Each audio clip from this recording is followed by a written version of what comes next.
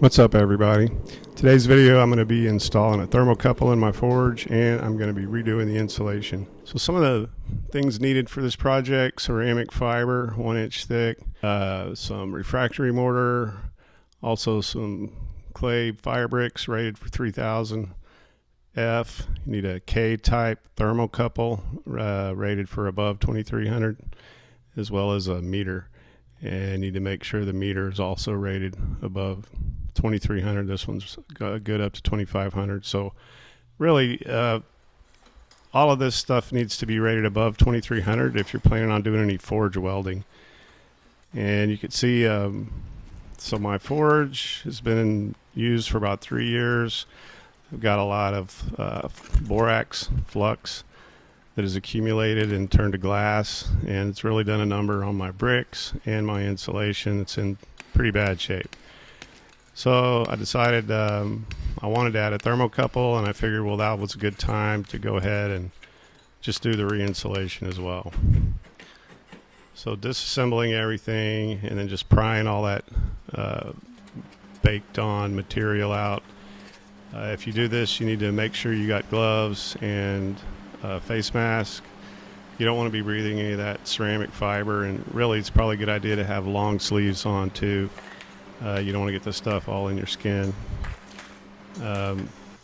So I marked where I wanted to have my thermocouple and just went up, started with the 3/32 drill bit, went up in sizes until I could get my 5/8 inch piece of conduit in there. I'm using this conduit just as a support to hold the thermocouple. The thermocouple is longer than I needed, and I did not want to have it inserted all the way in to the center of the forge where it would be in the way of my knives.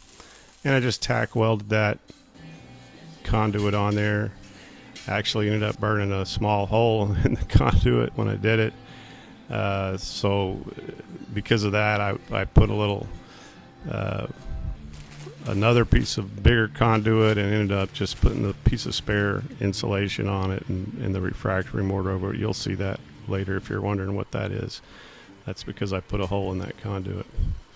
And now I'm just measuring out my insulation. The forge is 19 inches long, so I'm cutting a 19-inch long piece, and then just trimming a little bit off there so when it wraps up, the diameter will be right to fit in there.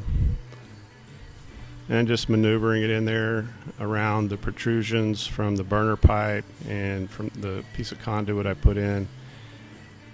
I used a little piece of rebar to push a hole through the insulation for each burner pipe and for the thermocouple, and then just push that insulation up around the edge so it's flush with the outside of the forge. And that's really all there is to it for the insulation. Then you just have to go in and put the refractory over it. I'm using Rutland's dry mix and mixing it with water until I get a workable mixture.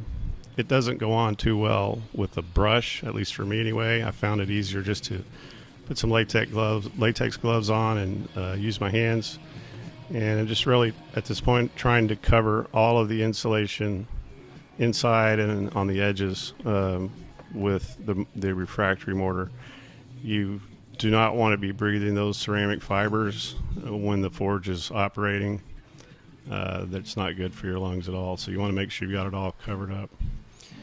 So I let that dry for a day, and then I went ahead and put in the thermocouple, attached the leads. There is a positive and a negative lead, so you need to make sure you're attaching the right lead to the right terminal. The mortar was still a little wet, and so I put a heat gun on it, let that go for a couple more hours just to try and dry it out before I fired it up, and also just to test out the thermocouple. And that's what it looks like after running that heat gun and drying it out. Then I put my fire bricks in, blocked up the back side, another fire brick in, and I was ready to fire it up for the first time.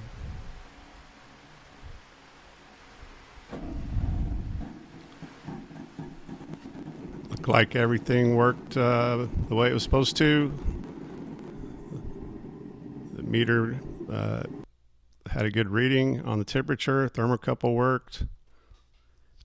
Pretty easy project, not a lot to it, and I think it's really going to help me out with my forging, especially for doing forge welding or for any kind of heat treating.